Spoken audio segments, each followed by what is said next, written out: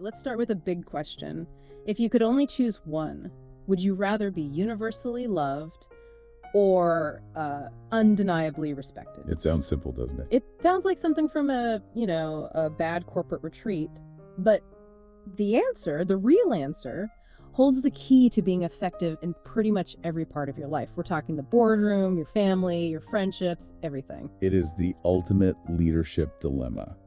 And for centuries, the accepted answer, as dark as it is, has come from one person, Niccolo Machiavelli. Right. He famously said, "It is safer by far to be feared than loved." And when people hear that quote, the immediate reaction is, to recoil. Totally. You think of tyrants, you think of manipulation, you think of toxicity. We assume fear has to mean cruelty. But that's the cliche we want to dismantle today. Right. What if that classic wisdom wasn't about being a monster at all? What if it was about establishing the one thing that actually guarantees stability and influence over the long haul? The one foundation that's reliable.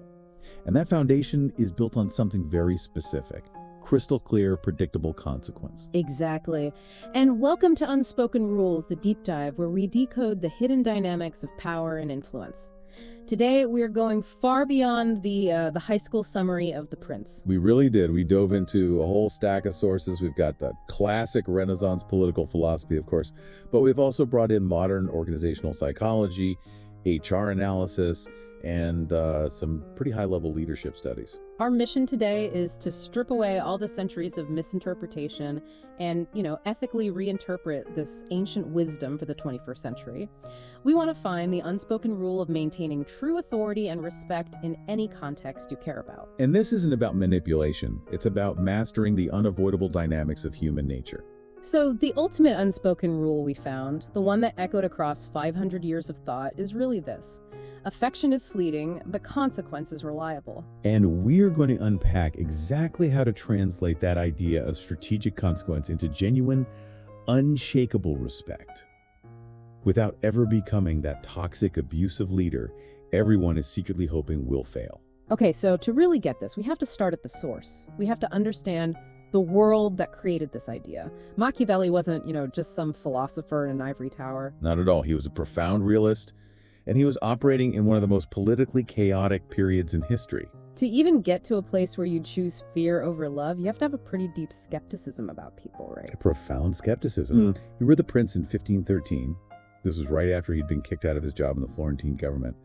He was watching this constant dizzying cycle of city-states in Renaissance Italy rising up, getting invaded, and just collapsing. So it was chaos. Political authority was, basically non-existent? It was incredibly fragile. One day you're in power, the next you're in exile. Or worse. So this book, The Prince, it wasn't an academic exercise. It was a survival manual. It was a desperate, practical strategy guide for how to stabilize a government when every single one of your neighbors is just waiting for a chance to take you out.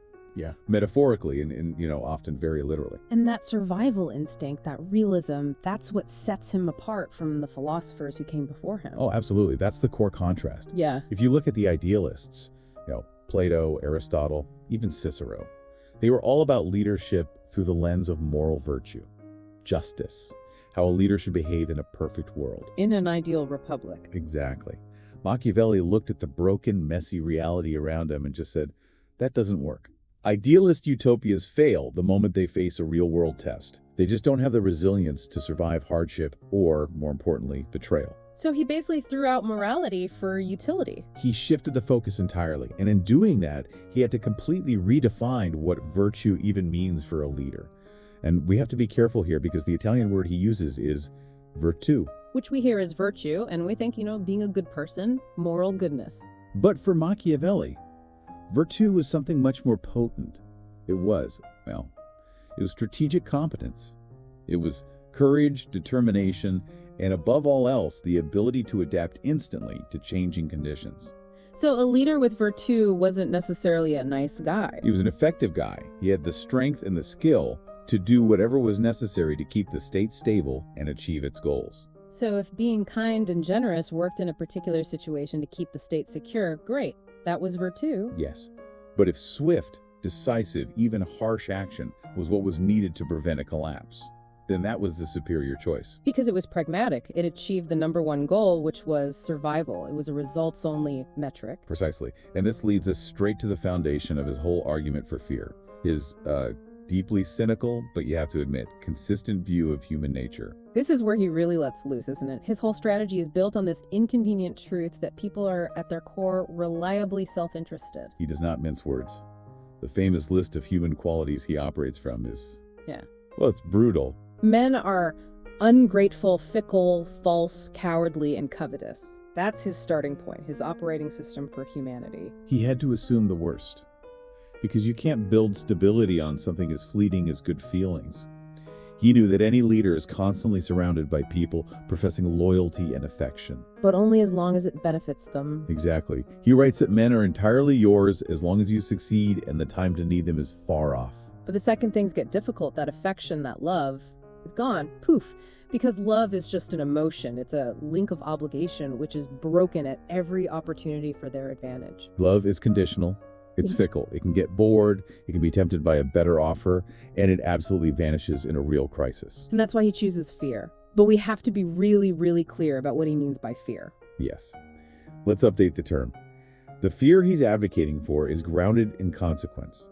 It's the dread of a predictable punishment. It's the deep down understanding that your actions will have reliable repercussions. And he says this dread, this consequence, never fails. And there it is. That's the reliability factor. Love creates expectation.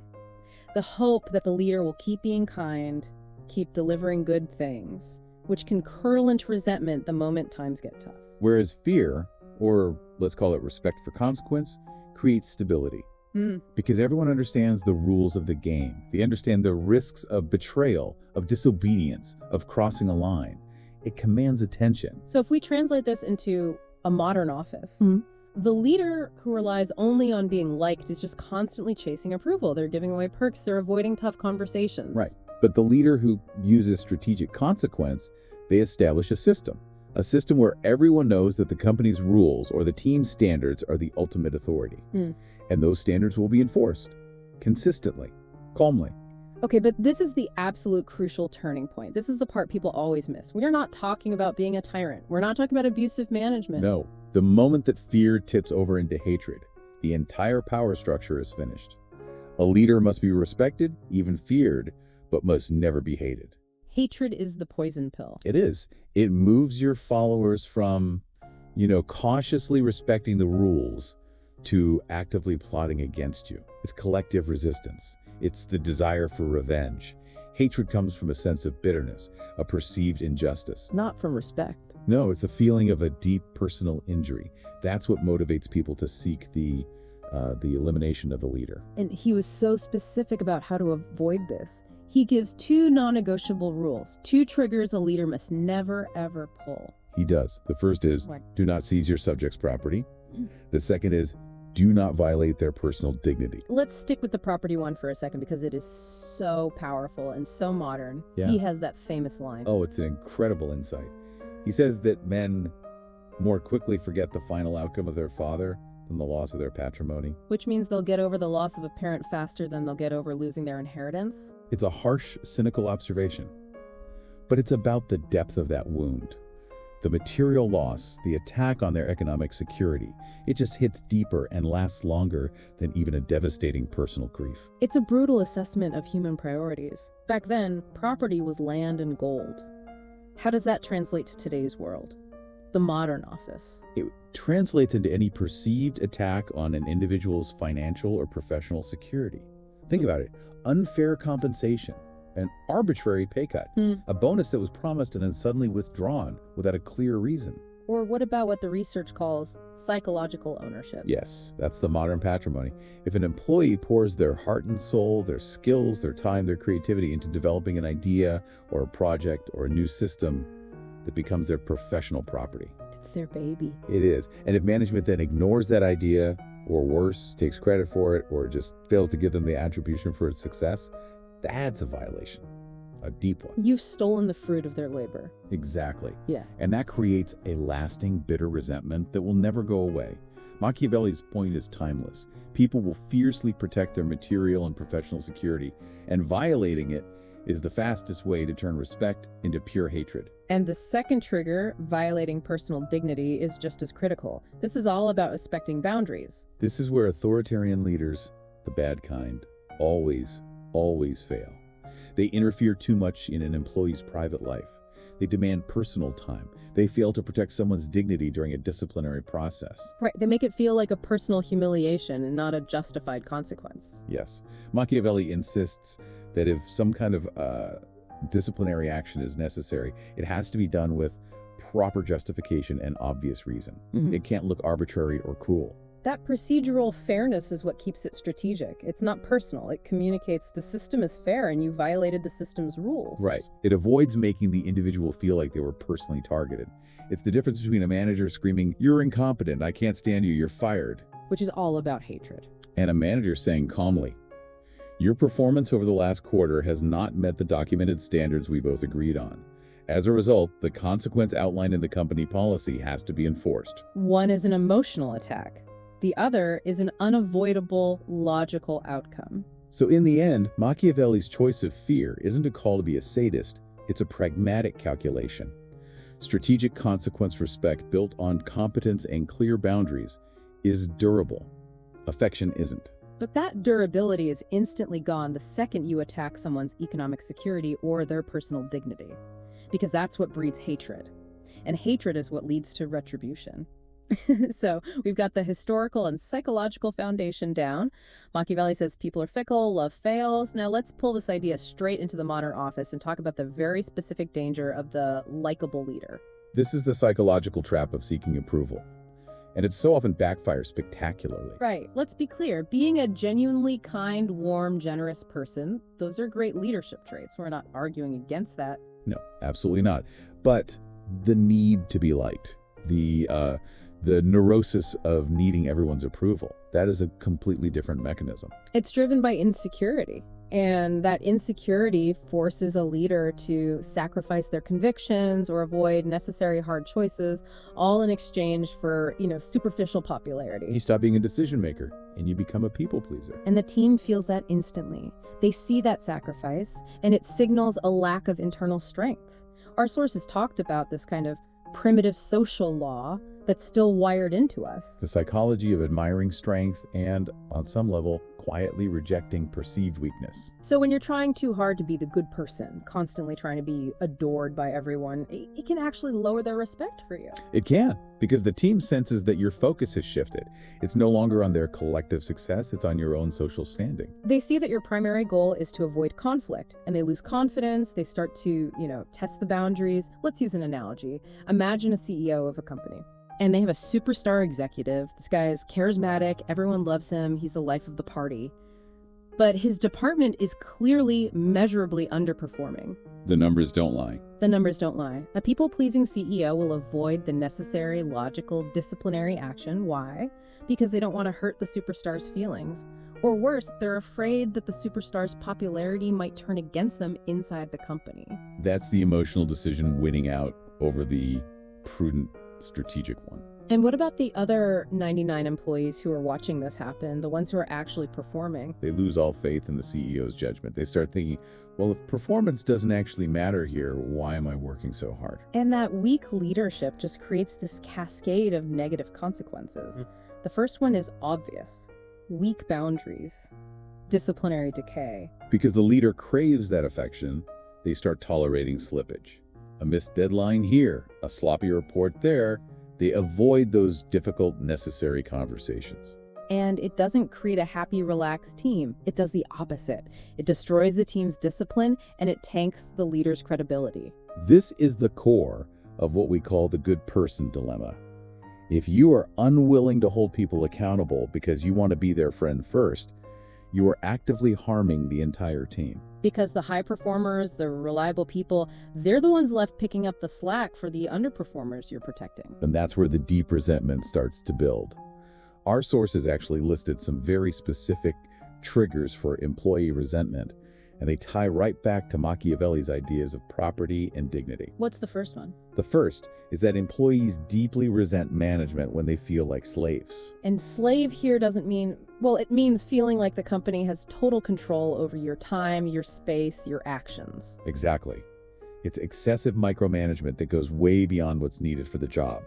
It's a violation of their autonomy and dignity. Mm-hmm. When your boss assumes that if you're not physically sitting at your desk, you must be slacking off, that sends a message of fundamental distrust. Which is a huge dignity violation. Okay, what's the second trigger?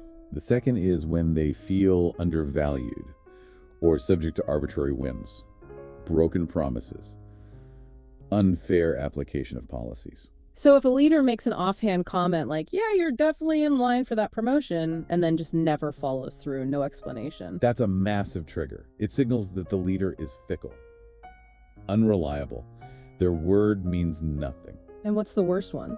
The biggest resentment trigger of all. The biggest one is a loss of confidence because leadership fails to act decisively when they won't enforce the standards they set themselves. When they lack the virtù, the strength and will to make the tough call. When that happens, the whole framework starts to wobble. And the silent, dangerous question that starts spreading through the team is, who's actually in charge here? Machiavelli knew this. A leader's primary job is to provide stability and deliver reliable results. That competence-based respect, the respect you earn because people trust you to fly the plane in turbulence and enforce the rules impartially, that's what endures when the warm, fuzzy feelings are gone. And just look at how unsustainable people-pleasing is. The constant effort to buy love with too much praise or covering for people's mistakes. It's exhausting. The leader burns out, and when a real crisis hits, all that niceness just evaporates. Because the team suddenly realizes their leader lacks the bedrock of competence they desperately need. Leadership psychology confirms this again and again. Leaders who show clear expectations, decisiveness, and measured authority gain far more real long-term influence than the ones who are just trying to win a popularity contest. Because at the end of the day, people don't need a best friend for a boss. They need a competent captain who won't crash the ship. All right, so now we have to make the crucial pivot. How do we actually apply this in the 21st century? A world where, the rigid top-down hierarchy is often gone. Exactly. This next part is all about leading without a formal title, which is how most leadership actually happens now, right? In matrix organizations, on cross-functional teams, in remote work environments. It's the big shift from command and control management to influence-based leadership. Right. If you're a project manager, you have to get people from marketing, engineering, and sales to work together. You can't command the heads of those departments. You have no formal authority over them. Your authority has to be earned. It has to come from your expertise, your reliability. You have to influence, not command. So to navigate this, a modern leader has to build their authority using what our sources call the 5 pillars of influence. This is the ethical, functional toolkit for commanding respect without formal power. Let's start with pillar 1, credibility and expertise. This is the bedrock. This is modern virtù. And if your attempts to influence people are consistently falling flat, it's almost always because this pillar is cracked or missing. And credibility isn't just, having a fancy degree. It's a combination of things.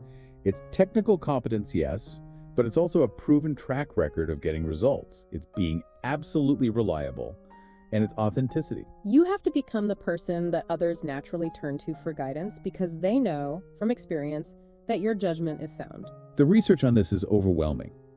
People will voluntarily follow the person they trust to have the knowledge to guide them to a successful outcome.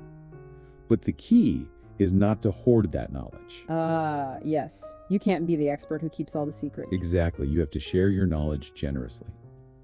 When people in your network regularly get valuable insights from you, resources that actually help them succeed, they start seeking your input. They defer to your judgment.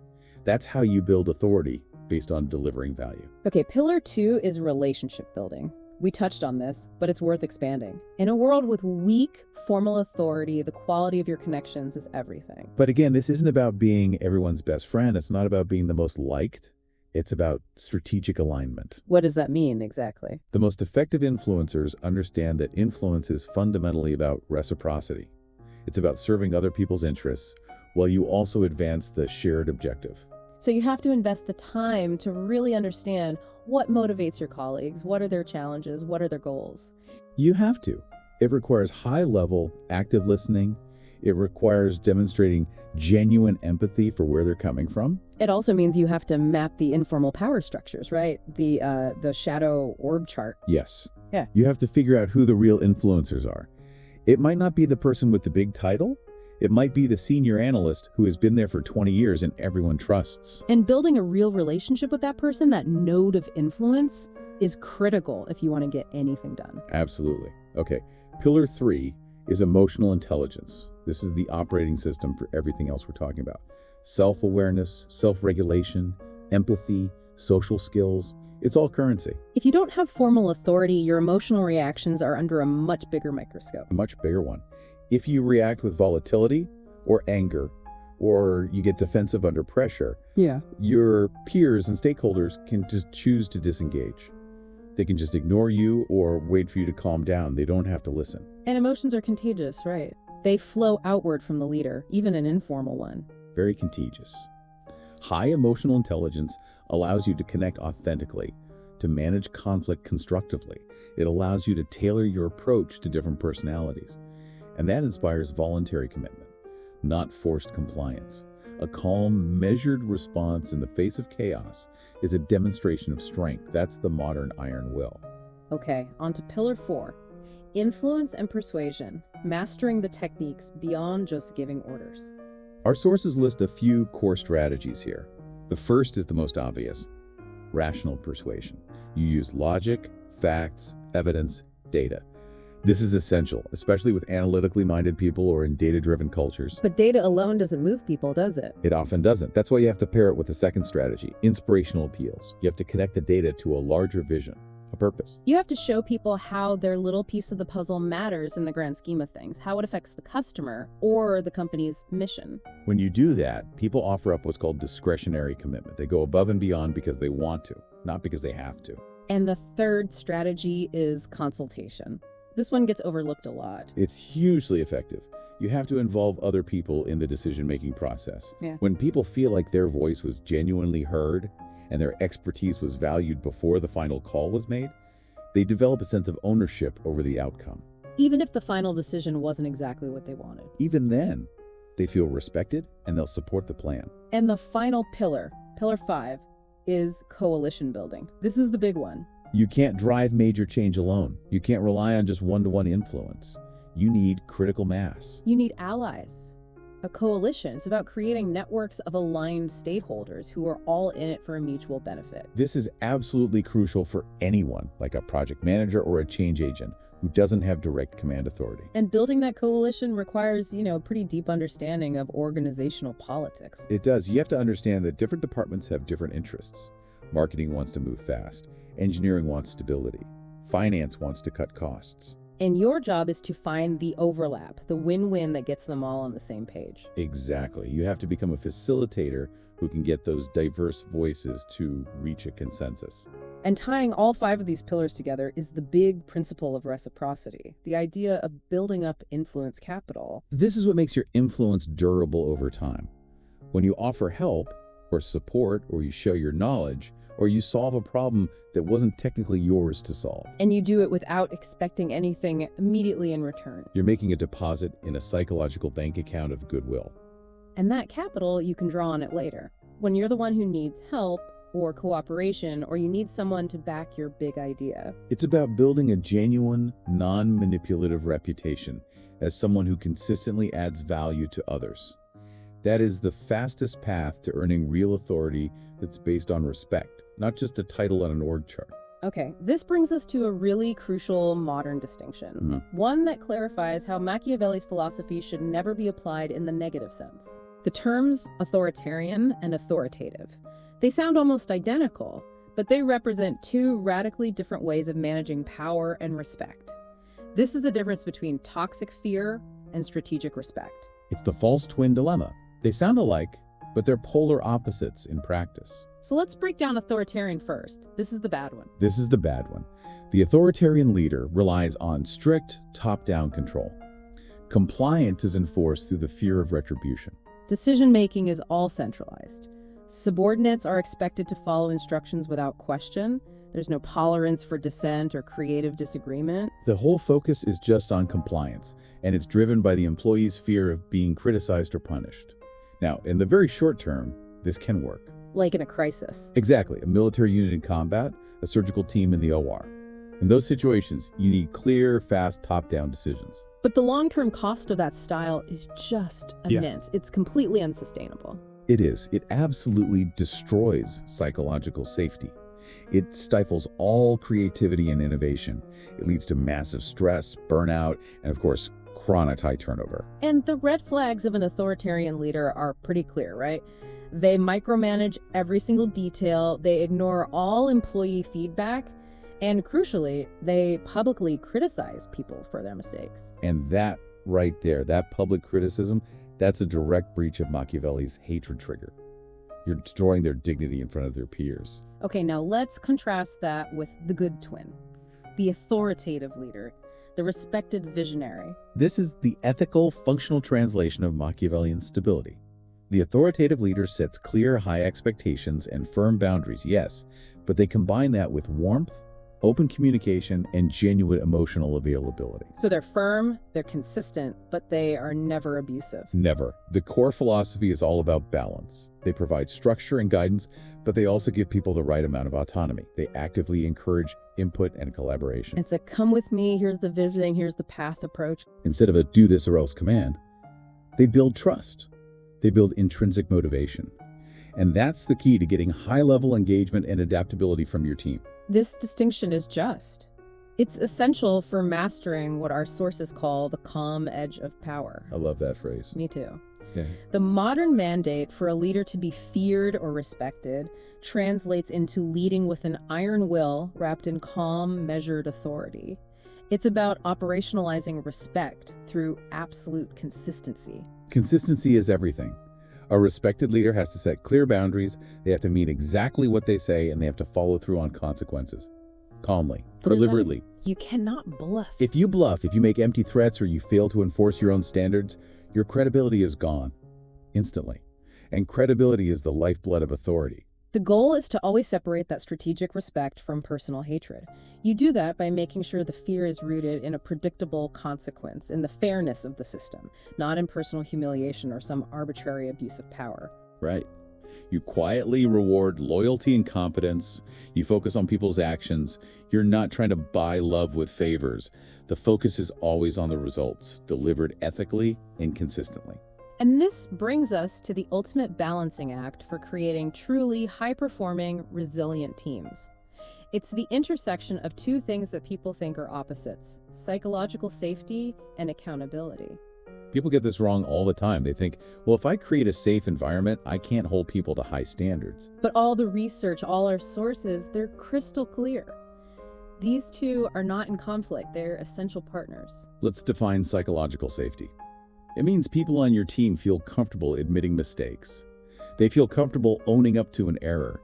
They feel safe enough to take an interpersonal risk, like suggesting a crazy, radical new idea, without being afraid it's going to be a career-limiting move. It is the absolute foundation for genuine innovation. If your employees are terrified to admit they messed up, what do? They hide problems. They hide them until they become catastrophes, or they engage in these elaborate cover-ups. High safety encourages vulnerability, which leads to faster course corrections. But accountability is the partner that makes sure the high standards are still maintained. You can't have one without the other. You can't.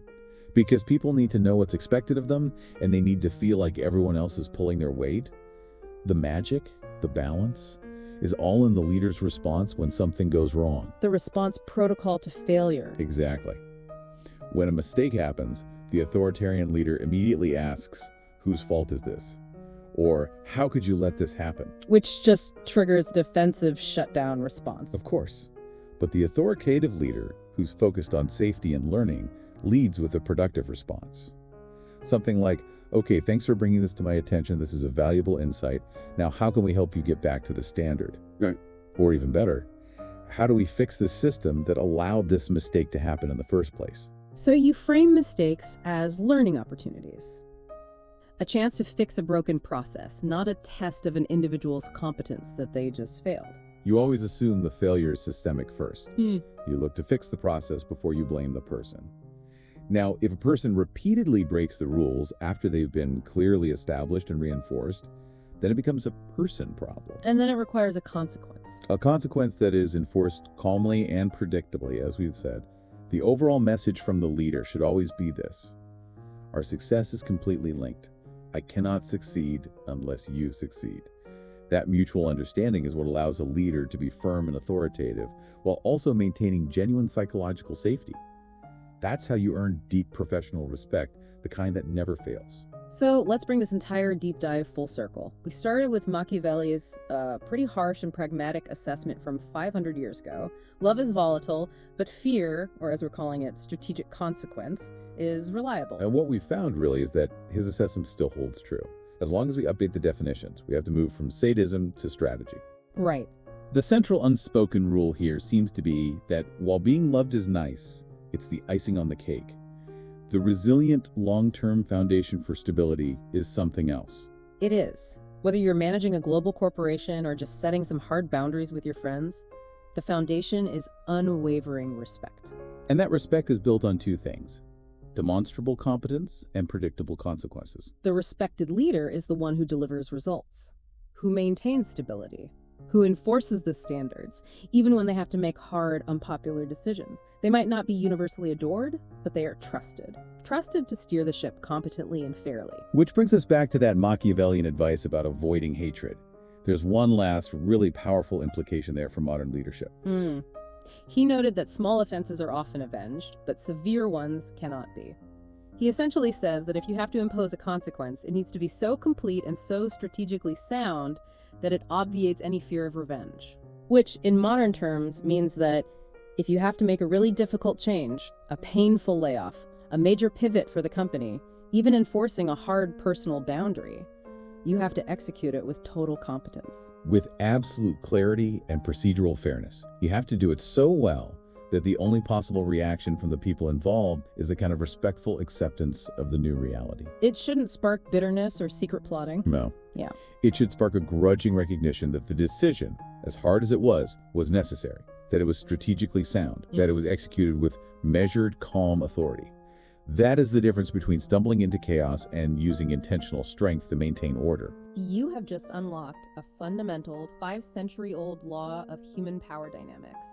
The final rule, the absolute unspoken rule of influence, is that you can't participate in the world without leaving a mark, and that mark must be one of intentional, competent strength. If you want to continue mastering the unspoken rules of influence and authority, enforce your support by subscribing to our channel, make your authoritative perspective known in the comments below, like this deep dive if you value strategic clarity, and ring the bell so you never miss another crucial briefing. Lead with clarity, lead with competence, and we'll see you in the next deep dive.